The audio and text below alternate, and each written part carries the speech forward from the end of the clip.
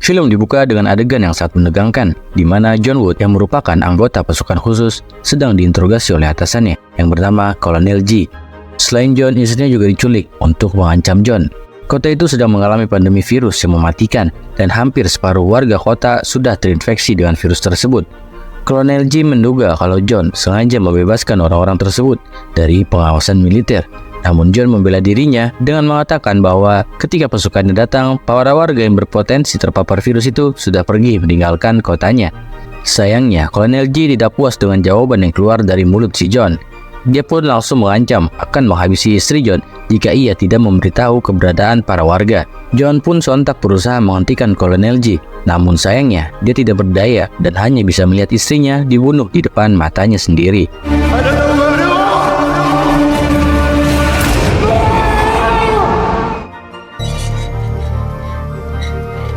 3 tahun kemudian kita melihat John yang kini hidup menjadi tukang kayu yang mengasingkan diri di sebuah tempat terpencil di belantaran hutan. Selama waktu 3 tahun tersebut, John hanya bisa meratapi kematian sang istri sambil terus menjalani hidupnya yang kesepian. Namun walaupun hatinya masih hancur, John tetap menjaga sel-sel lemaknya tetap kuat dengan memotong batang kayu hingga menggejot kebugarannya. Selain mengingat kejadian tragis yang menimpa dirinya dan istrinya, John juga masih terbayang-bayang tentara lainnya yang membunuh warga secara semena-mena. Setiap kali mereka mendapatkan laporan ada warga yang terinfeksi virus, mereka akan langsung menghabisi warga tersebut tanpa basa-basi. Hal itu kemudian membuat John Wood sangat muak dan marah. Dan saat itulah dia keluar dan membela warga yang tidak bersalah. Namun sayangnya, dia malah dianggap sebagai pengkhianat oleh sesama rekannya. Dan setelah John dianggap pengkhianat, hingga istrinya pun dibunuh oleh Kolonel G. Kolonel G berdalih dengan mengatakan kalau istri John terinfeksi virus dan keputusannya itu sudah tepat. Namun John tidak bisa menerima hal tersebut karena G sama sekali tidak melakukan pengujian kesehatan kepada istrinya. Sementara itu G merasa heran kepada John karena bisa kebal virus. Dia adalah satu-satunya orang yang memiliki kekebalan tinggi. Karena hal itu, John pun kemudian dijadikan bahan penelitian oleh para ilmuwan. John dikirim ke sebuah kapal untuk diteliti, namun keputusan mereka itu sangat tidak tepat. Dan John pun berhasil kabur dari tempat itu dengan sangat mudah.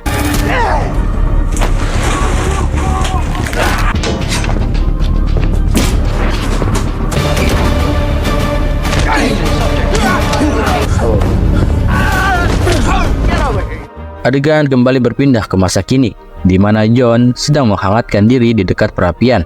Namun tiba-tiba John dikejutkan oleh seorang wanita yang muncul dari hutan. Wanita itu tampak terluka di bagian perut hingga sempoyongan, kemudian tumbang.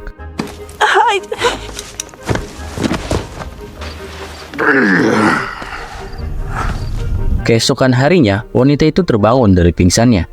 Dia terkejut ketika melihat dirinya berada di rumah orang asing. John yang ingin berniat membantu pun berusaha meyakinkan wanita itu bahwa dia bukanlah orang jahat.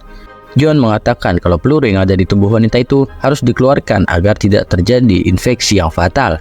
Wanita itu pun mau tidak mau mengiyakan perkataan si John karena tidak ada siapapun selain pria itu.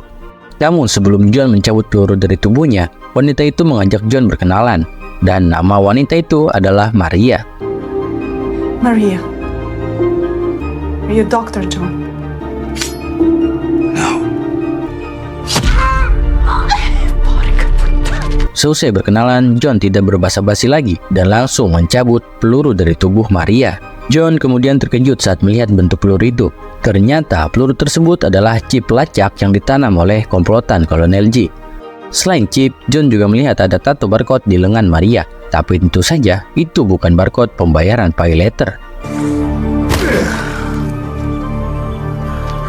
Setelah itu John mempersilahkan Maria untuk tinggal beberapa hari di rumahnya. Tapi setelah itu Maria harus pergi dari situ karena John ingin hidup dalam kedamaian. Dia tidak ingin berurusan lagi dengan Kolonel G karena sampai saat ini John masih belum bisa move on dari masa-masa kelamnya 3 tahun lalu. Setelah tinggal di rumah John selama beberapa hari, Maria pun berusaha membantu John yang menyelamatkannya dengan membelah potongan batang pohon untuk dijadikan kayu bakar. Namun John melarangnya melakukan itu karena dia bisa sendiri. Selagi John membelah kayu, Maria menggabut di dalam rumah. Namun tak lama setelah itu John kedatangan tamu tak diundang. Dan tamu itu adalah anak buah Kolonel G yang bertugas melacak keberadaan Maria yang sudah terinfeksi virus. John awalnya tidak mempedulikan mereka, tapi saat mereka memaksa masuk ke rumahnya, John pun marah dan menghabisi mereka semua dengan es.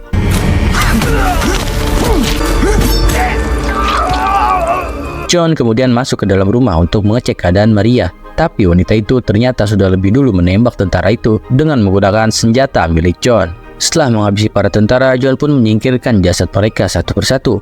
Maria kemudian mengikuti John masuk ke gudang. Dia sangat terkejut ketika melihat John menyimpan banyak senjata api. John pun menjelaskan kalau senjata itu adalah persiapan untuk perang. Dia tidak menjelaskan perang apa yang dimaksud, tapi yang jelas bukan perang melawan pemerintahan Konoha. Setelah mendengar itu, Maria pun bertanya apa rencana John berikutnya. Bukannya menjawab, John malah memberikan kain pel dan menyuruh Maria membersihkan darah tentara yang berceceran di rumahnya.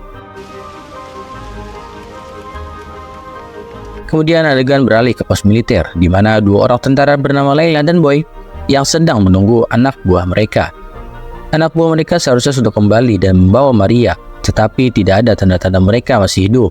Mereka pun berpikir untuk mengirim pasukan yang lain. Setelah itu, Layla yang sedang dalam gondok pun langsung menantang anak buahnya untuk bertarung. Break it up! Attack me! Come on!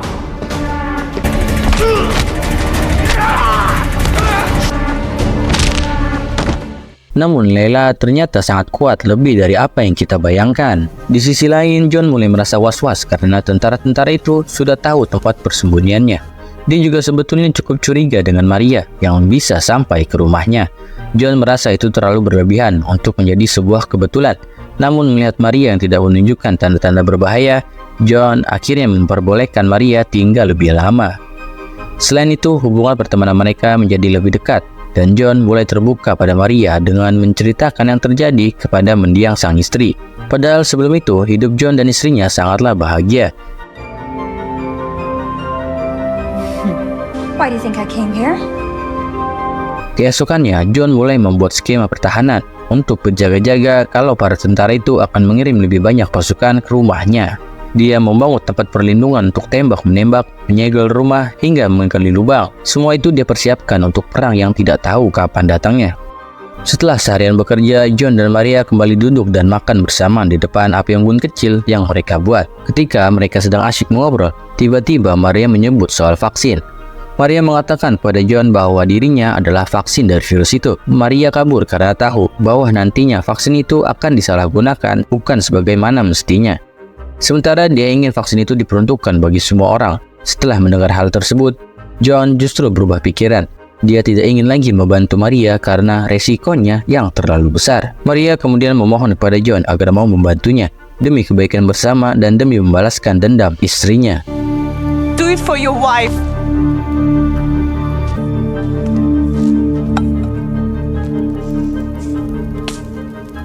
Tapi pada akhirnya, John pun mau membantu Maria. Bagaimanapun, dia juga harus memberi pelajaran kepada mereka yang telah membunuh istrinya.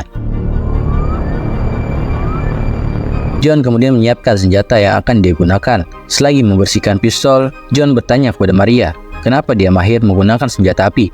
Maria pun mengatakan sejujurnya, kalau dia pernah merampok dan dipenjara selama 10 tahun.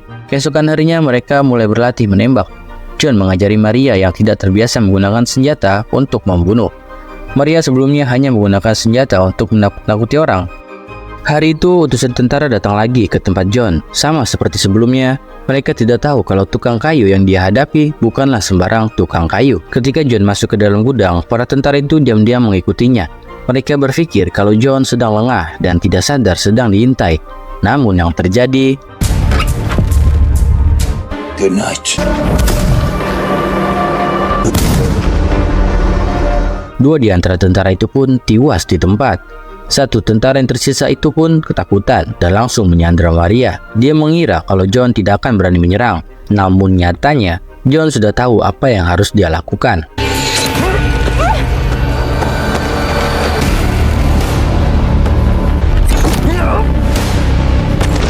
Maria pun akhirnya berhasil melepaskan diri dari tentara itu setelah John berhasil menembak busur panahnya dan tentara itu pun mati seketika. Setelah peristiwa penyerangan itu, John mengajak Maria untuk bersiap karena anak buah Ji pasti sedang bersiap menuju ke rumahnya. Dan benar saja, Komplotan Ji sedang mempersiapkan perlengkapan untuk menyerang John dan Maria. John pun tidak mau kalah, dia juga telah menyiapkan semua perlengkapan mulai dari panah hingga granat.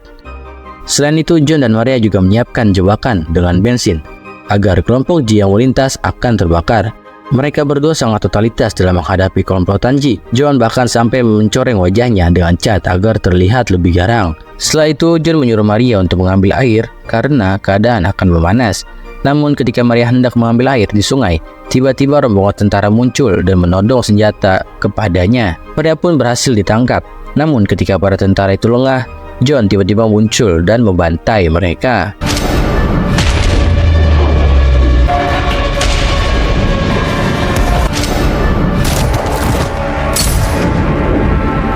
Saat kembali lagi ke rumah dan bersiaga di sana, ada beberapa penyusup yang menyerang mereka.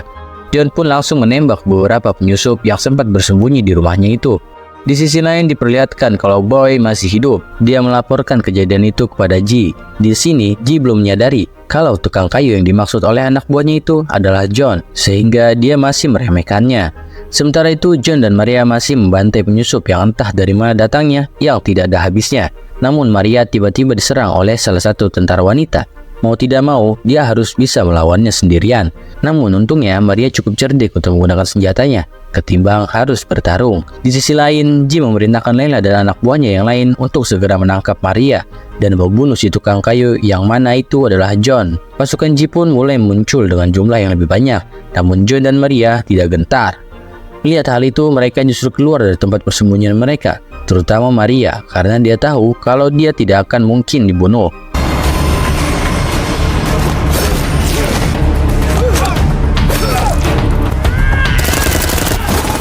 Kabar tentang pasukan yang kewalahan pun terdengar ke telinga Ji. Dia sekarang terlihat lebih gusar dari sebelumnya. Dia mencoba mencari tahu siapa sebenarnya si tukang kayu itu. Sementara itu, rencana dan skema penyerangan yang dibuat oleh John dan Maria berlangsung dengan lancar. Mereka dapat mengatasi para tentara itu dengan cukup mudah. Puluhan pasukan tentara itu pun berhasil dilumpuhkan hanya oleh 2 orang. Setelah melumpuhkan kelompok terakhir, John memberitahu Maria kalau mereka harus segera menyelesaikan pertempuran sebelum matahari terbenam. Hal itu dikarenakan sulitnya penerangan di tengah hutan. Akan mustahil untuk menang jika mereka memaksa pertempuran di malam hari. Di sisi lain, Ji semakin tidak tenang karena banyak pasukannya yang tidak kembali. Di saat situasi sudah agak tenang, mereka mendekati rumah John. Di sana mereka melihat ruang bawah tanah yang berisikan mayat-mayat para tentara. Dan ketika mereka sedang lengah, Maria muncul dan menembaknya. Sementara itu, John kembali masuk ke dalam hutan untuk bersih-bersih. Namun tiba-tiba si Boy muncul dari belakang dan John pun berhasil ditaklukkan. Situasi yang tidak menguntungkan, Maria juga dikepung oleh anak buah Ji yang baru datang. Setelah itu, Maria yang terkena luka tembak pun tumbang. Boy kemudian langsung menangkap Maria dan langsung membawanya melalui terowongan. Di sisi lain, Ji mendapat laporan bahwa Boy berhasil membawa kabur Maria. Mengingat bahwa Maria adalah target yang penting, Ji pun murka dan menembak orang yang melapor tersebut. Ji yang sudah muak dengan semua itu pun memerintahkan Layla untuk cepat-cepat menangkap Maria dan membunuh John dan si Boy yang berkhianat. Sementara itu, Boy tersesat di dalam lorong. Saat dia kebingungan mencari jalan keluar, John tiba-tiba muncul lagi. Boy mengira kalau John sudah tewas, tapi nyatanya John memang seperti makhluk yang abadi. Mereka pun kemudian bertarung sekali lagi. Pertarungan sangat itu benar-benar membuat John menggila, dan pada akhirnya si Boy harus mengakui kehebatan si John.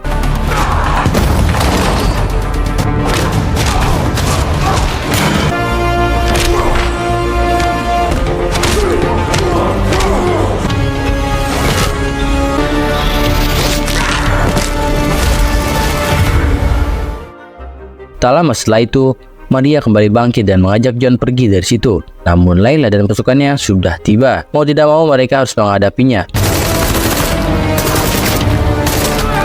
Dan ketika amunisi sudah menipis, John dan Maria pun mencari tempat bersembunyi. Mereka menemukan ruang rahasia yang bisa digunakan untuk berlindung sementara waktu.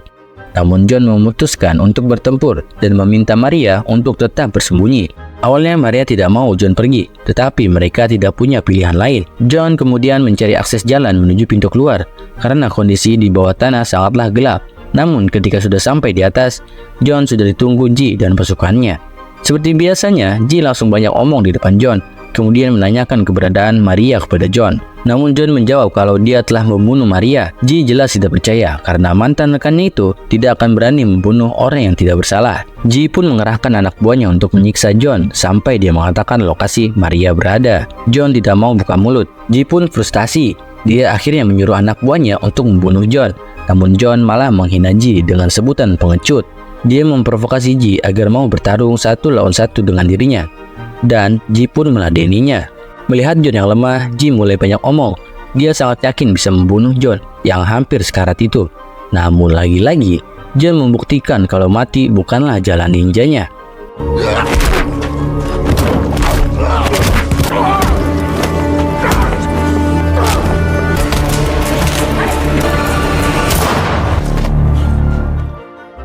Dan si berdebah Ji pun tewas. Tewasnya Ji justru membuat Layla berterima kasih kepada John, karena selama ini dia sangat ingin menjadi pemimpin tim, karena menurutnya Ji terlalu banyak omong. Namun dia memutuskan kalau John tetap harus dibunuh. Dan ketika John akan ditembak, Maria muncul dengan 2 granat di tangannya. Dia mengancam akan meledakkan granat itu kalau John dibunuh. Maria kemudian memilih untuk menyerahkan diri kepada Layla dengan syarat John harus dibiarkan hidup. Take her to the chopper. Yes, ma'am. Layla pun setuju karena yang paling penting bagi mereka adalah Maria. Layla dan anak buahnya kemudian membawa Maria pergi. John yang melihat itu pun berjanji akan menemukan dan menyelamatkan Maria.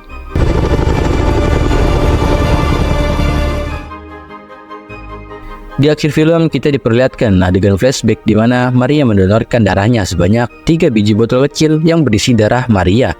Dia juga menulis sebuah surat untuk John agar dia mau menyumbangkan darah itu kepada warga yang membutuhkan, dan film pun selesai.